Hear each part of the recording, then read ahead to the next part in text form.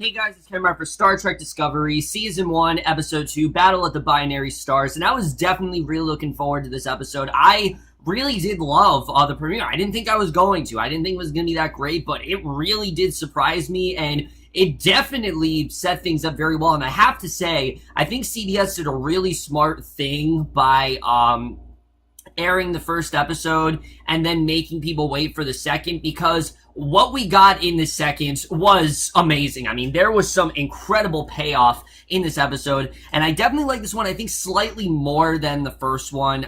This was pretty much all-out war. It was, first episode I thought was a really good setup, but this really was that juicy payoff that we all really wanted, and I really did love what we got here. Not a perfect episode, but definitely a really great one, and again, I think really shows, this series' true potential for sure. But let's just get into it, because I definitely do want to talk about it. And we actually do start off flashing back to 7 years earlier when Sarek actually first introduced his ward, Burnham, to Giorgio on the Senzu. And this is a very important moment, because we know the bond that Burnham and Giorgio really do have, and Sarek then leaves her on board to tour the ship's Starfleet, and Burnham wanted to join the Vulcan expeditionary group, and her relation with Giorgio, it's very awkward at first. These two, they don't really seem to see eye to eye, but they do find some common ground with pretty much straightforward honesty, and I thought this was good to see, because it's now showing how in, 7 years later, this is kind of what's ripped them apart. It's the fact that they weren't honest with each other, and they didn't do things in this way. And Giorgio takes her to the bridge. Giorgio then invites her to join the crew, and I thought that was just a really good moment. You're seeing how these two really struck up this bond. I definitely did love seeing that. And once again, this episode, Giorgio and Burnham's relation was one of the best parts of this episode. But in the present day, Burnham knows that there are 24 Klingon ships, the same number of great Klingon houses, and that someone must be trying to unify the Klingon Empire. Remember, the whole idea of the Klingons is that they want to, basically just eliminate all the humans. They just kind of want Klingons, and that's it. So Giorgio says Burnham to the brig, and, Giorgio, she's getting Burnham out of here, because Burnham clearly has just made things a lot worse for them, and I thought this was just a really great way to start things off here. I definitely really did enjoy that, and it's difficult to kind of sympathize with Burnham, the fact that Burnham does kind of want to go to war. If it wasn't for the fact that we saw that she had some sort of personal connection to the Klingons, I don't think I would feel for her in this instance. If she was just like, oh yeah, I'm calling the shots here, let's just go to war, then I'd be like, alright, this doesn't make a lot of sense. But because of the fact that Burnham seems to have some sort of a connection with the Klingons and has some sort of her own personal agenda for going after them, that really did make me connect to her as a character, and I actually really did like what we got here. Still no, still no real answer as to what that vendetta is, why she is so against the Klingons, and what her whole personal reason is, but I'm sure we're gonna get into that very soon. So aboard Takuma's ship, the other Klingon leaders communicate with Takuma, and I gotta say, Takuma, once again, one of the best parts of this episode. I thought he was just such a great villain, and he calls for unity, for all to join his house, to remain Klingon, and oppose the Federation that mixes human, Vulcan, Tellarites, and Andorian. He just wants Klingon. He doesn't want any other races there. And again, you can make the parallels that you want to here. Star Trek has always kind of been paralleling racism, and that's very much what they're doing here. This is borderline racism. I mean, Takuma, he's just, trying to, basically just annihilate anyone that's not Klingon, and you definitely do see that here. And I thought his motivation was really clear. You understood what he was trying to do. He wants this to be a place for the Klingons and not for anyone else, and I thought he did a really good job with that. So just then, several more Starfleet ships appear in the area. Giorgio sends a message to the Klingons, inviting them into a dialogue, and she ends her message with, "We come in peace." Because remember, Giorgio didn't want to attack. She just simply wanted to do this in a diplomatic way, come to some sort of agreement, because that's really what's kept these two from striking each other. Remember, they've had pretty much a united front, and they've come to a truce to the point where it's been a pretty peaceful world. However, now that Burnham has kind of struck a chord in the wrong way with the Klingons, this is not really working, because Takuma calls it a lie, saying that the Federation seeks to remove their individuality, and the Klingons open fire on the Starfleet ship. So again, they're not really looking to negotiate in any way whatsoever. They're just looking to straight up attack them, and the battle begins in earnest. Burnham is trying to get an update, but she's denied by the computer, and Ensign Connor then ends up in the brig while looking for medbay. He goes on about how they're not soldiers before the ship suffers a hit that sucks him out into space, and it was a really well done. I did like the way that was done, the way it just kind of sucked him out into space, but I didn't really care that much for his character, so that's one of my big complaints of episodes. A lot of these side characters I just didn't really care about, but Burnham is then knocked out, and for most of this episode, she's in the brig. She's all by herself, trying to kind of come to terms with what to do here, and we see another flashback, and this time it's of Serac, and he's coming to her aid after she was knocked unconscious during a previous attack, and he mind melds with her to bring her back to consciousness, and she awakens to the sound of the Shenzhou computer listing all the major hull breaches to the ship, which is now very badly damaged, which again, it's understandable why it's so badly damaged after everything that's happened. She basically has to try to repair it as best she can, and this is kind of her sort of punishing herself for what she did. You definitely do see that here, and I thought this was really great, the way you can tell that Burnham's just, she knows she did wrong, and she's trying to atone for what she did. I thought that was definitely really great, and Burnham is very much kept separate from the action through the majority of this episode.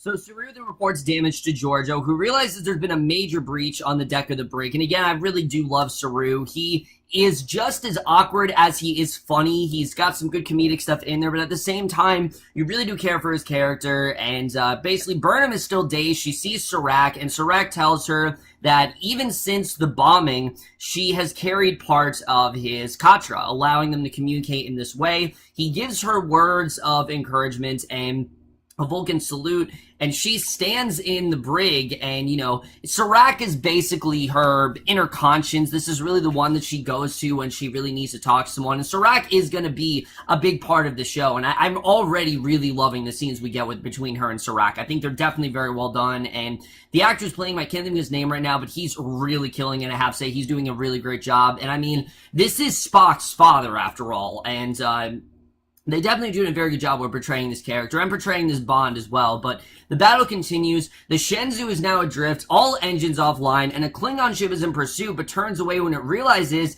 the Shenzhou is actually being pulled into the gravity of the star, and Giorgio gives the order to prepare to evacuate, but the Shenzhou is rescued by the tractor beam of another ship, which is the Europa, and Admiral Anderson communicates with Giorgio. He poses a ceasefire to Takuma, that maybe they should just stop. Maybe they should, they come in peace, they don't have to worry about them, and Takuma responds, and he tells Anderson that they've been waiting for someone worthy of their attention, and he offers to send an envoy. So again, Takuma, he wasn't willing to negotiate with Giorgio, but he is willing to kind of listen to Anderson. So scanners and transmission go haywire again. The Shenzhou sees the Europa being destroyed. It is rammed by Takuma's cloaked ship, which then just decloaks. And so this, again, is really confirming that no, they are not looking to negotiate. They are, again, fully based on just total chaos, and the battle continues. The Europa triggers to self-destruct. Takuma's ship then vanishes again. And, again, you don't really know how this is all going to turn out. I like the way this is done because you don't actually know who's going to win here. But Takuma then speaks of victory to the other Klingon leaders, and he tells them to return to Quonos and tell the other Klingons that the Empire fights as one again, led by Takuma the Unforgettable. So they warp away, leaving only Takuma's flagship, and he sends out a message telling that they only live to bring the message of what happened, and that's really it. So Burnham tries to talk to the computer into allowing her out of her cell, and she actually does succeed. She leaves through an opening to an inner cell to the other side of the ship, and at this point I'm like, alright, what are you really trying to do here? I mean, you've already caused all this chaos and all this unnecessary battle that didn't need to be going on. What more can you really do? But Giorgio and Saru then take stock of their situation, which is very poor. Saru is suggesting to loading a transport ship with proton torpedoes and sending it past the Klingon sensors to the ship. But again, remember, they're not soldiers. They really weren't prepared for this kind of thing. So again, you see them kind of struggling to really come up with a good plan here, but it really is not working at all. So meanwhile, Takuma wants all the Klingon Fallen retrieved for entombment on his ship, and since the transporters have no autopilot, someone has to pilot the ship into the Klingon vessel, and Burnham says that this is a bad idea. Why are they just directly going into the enemy zone? That they'll only turn the Klingon Messiah into a martyr if they do kill him, which obviously they don't want to do, because all that's going to do is just give the Klingons more of a reason to come after them, and that's exactly what they don't want. And I think definitely, that's kind of what the Klingons want from them. They want them to kill Takuma so they can just come after them and everything, but basically, she says they need to capture him instead and make him a symbol of defeat and leverage in making peace, which this part I didn't fully understand. Like, on one hand, Burnham, she's trying to attack, but now she's saying they shouldn't attack. I mean, I just didn't really understand that, but Giorgio expressed disappointment in Burnham's actions. Burnham says that she did what she did because she actually values the lives of the crew over Starfleet's principles. She wants to make sure the crew's okay and that they don't suffer any casualties, and she could care less really about, Starfleet's principles. She cares more about how the crew is. And tractor beams from Takuma's ship begin reeling in the Klingon dead. Giorgio actually has a new plan, and Takuma then presides over a ceremony for the dead. Giorgio, Saru, and Burnham then place an armed photon warhead on a transporter. They beam it out onto one of the Klingon corpses, and as it is drawn to the ship, it just detonates, and Giorgio and Burnham take the opportunity to beam aboard the Klingon ship on a mission to capture Takuma, and they're ambushed by Takuma and Falk. A fight then ensues, and Takuma, unfortunately in this scene, stabs Giorgio throughout the chest, and Burnham, that's when Burnham's like, no, I was going to, achieve peace here, but that's not going to happen. She just shoots him right in the chest because he killed her enemy, so she's going to, he killed their leader, so she's going to kill theirs, and I thought it was a really great moment. You can understand why Burnham wants to go after Takuma in that sense. Saru really was this mentor figure to her, and despite the fact that these two clearly never really saw eye to eye, Giorgio was still someone that Burnham very much cared about, and Giorgio did in fact die here, which I pretty much was expecting, because like I said, Michelle Yeoh was not billed as a main character, so I had a feeling she was probably going to die, but Takuma is in fact dead. Burnham wants to retrieve Giorgio's body, but Saru transports Burnham back to the Senzu first, and, because they could just bring her back, but it doesn't seem like it's going to happen. And Takuma then dies in Vok's arms. And then we get to the ending here. This ending was very interesting because Burnham actually pleads guilty to a list of charges levied against her.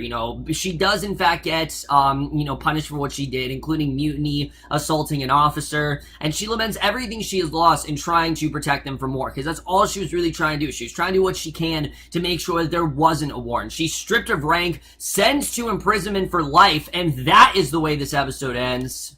So, to be honest with you guys, because the way this episode did wrap up, I can't really predict where we're gonna go from here, but I will definitely say there were a lot of things that I do think is going to really propel the show forward, because what it seems like this essentially was, is that these first two episodes were the prologue. That's really what this was. This was the prologue. It was seeing what Burnham's been through. It was seeing why Burnham is the way she is, and I think next week we're gonna get the true start to this show. That's what it seems like it's gonna be, because Doug Jones is in fact a main character.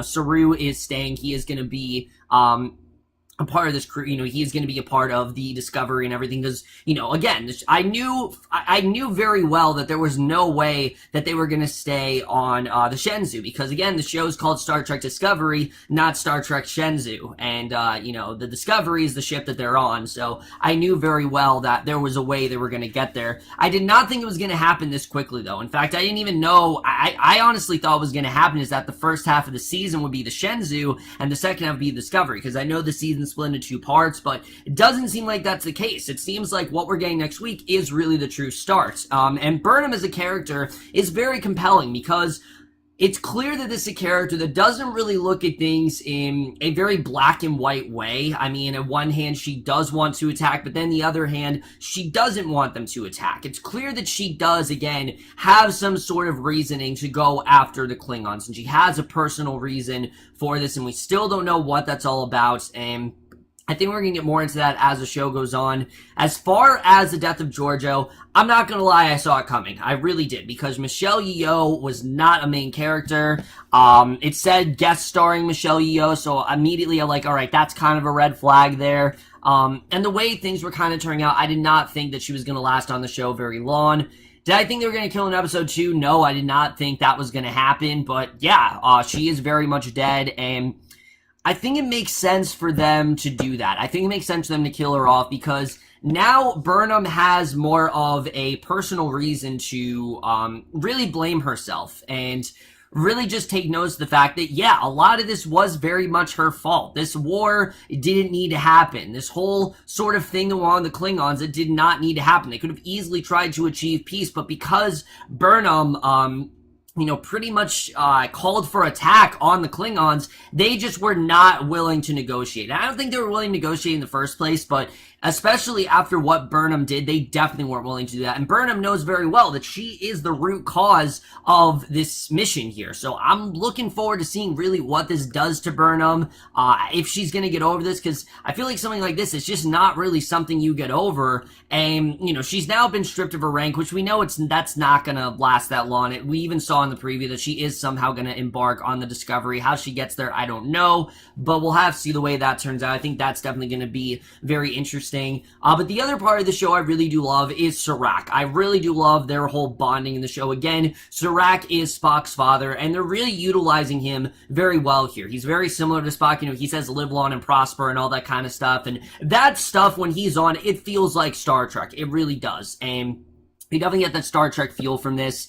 And the Klingons, now that, Takuma's dead, who I was surprised they killed Takuma. I'm not gonna lie. I thought that Giorgio would die. I did not think Takuma was actually gonna die, because he was such a good villain. He was the leader. Now I think that we're gonna start to see the Klingons are gonna at first try to appoint a new leader, clearly, but they're not gonna back down, especially now. They're definitely not gonna back down. Now that their leader's been killed, they have even more of a personal reason to go after, the humans, and I thought they did a good job with getting us to understand their motivation, but not necessarily getting us to sympathize with them. We just kind of understood their motivation, and the Klingon scenes, honestly, are some of my favorite parts of the show, because, again, they're doing a really good job of getting you to see both point of views and getting you to see, this is why the humans want to go after the Klingons, these are why the Klingons want to go after the humans, and I thought that was definitely really good stuff. I definitely really did love what we got here. Really, my only complaints with this episode are two things. One, like I said, I thought Giorgio's death was very predictable. I definitely thought it was going to happen. Still very well handled. I very much expected it to go down that way. So I do think that was something that didn't exactly work out for me.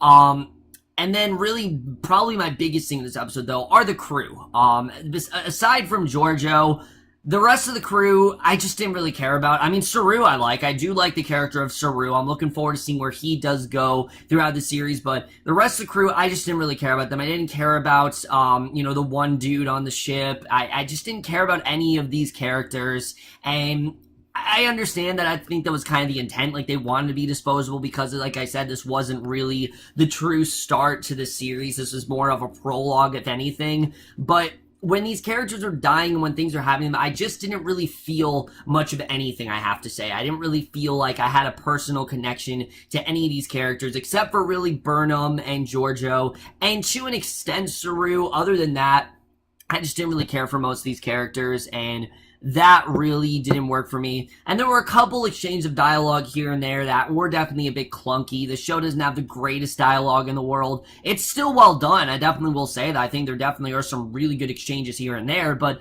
there are just a few scenes, especially including those other crew members, that are just very clunky, and I didn't really think they did the episode justice. Other than that, guys, I definitely really did love this episode. I'm loving where the show is going so far. There was so much great, just right off the bat, we got a great battle going on here. And not only that, but this really does give us a more personal reason to connect with Burnham. You know, now that Burnham, she's going to be looked at as this prisoner, we're really going to be able to sympathize with her because we know why she did what she did. And I thought they handled that very well here. Overall, guys, I definitely really do love this episode. And I'm definitely going to give Star Trek Discovery Season 1, Episode 2, Battle at the Binary Stars an A-.